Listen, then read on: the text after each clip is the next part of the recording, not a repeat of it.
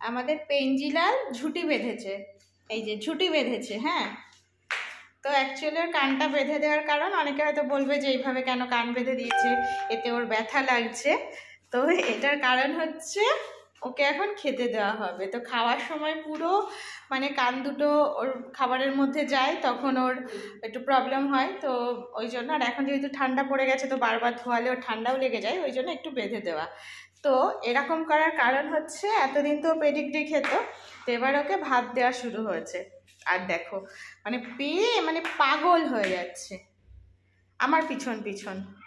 তো এই যে ওর খাবার, তো অল্প একটু ভাত, এখানে সয়াবিন আর একটু সবজি দেওয়া আছে, দিয়ে এই দেখো এই যে, হ্যাঁ ওই দেখো, ওই দেখো, হ্যাঁ উলি বাবা রে, যা জাস্ট 30 সেকেন্ড, তার মধ্যে শেষ, তাই তো? এইটা 30 সেকেন্ডে শেষ, তাই তো? একটু আস্তে খা, আস্তে খা, কেউ নেবে না তোর খাবার। আর ওই যে পিকো বসে আছে, ও কিছু বলছে না, কারণ জানে ও তো সব খাবে না, ওর তো চিকেন চাই, তো আসবেও না। 30 সেকেন্ড না, 30 সেকেন্ড একটু বেশি হয়ে গেল তো। তুই আস্তে খা, কেউ খাবে না তোর খাবার, তুই একটু আস্তে খা। তুই একটু আস্তে খা। দেখো লেজ নড়ছে, কি আনন্দ। হ্যাঁ, এইবার এই বাটিটা নিয়ে যতক্ষণ লেগে থাকবে পুরো ঘুরতে থাকবে। বাবা একটু আস্তে খায় রে, কেউ নেবে না তোর খাবার। তো যাক, ও খাওয়া দাওয়া করে নিক। তো পেঞ্জিত তো হয়ে গেছে, এবার পিকোকে দিতে হবে। তো এই যে পিকোর হচ্ছে এই যে,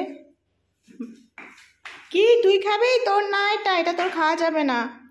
তো এটা হচ্ছে এই যে চিকেন সেদ্ধ করে পিকোকে দেওয়া হয় ভাত দিয়ে মেখে। তো সর, আমাকে দিতে দে।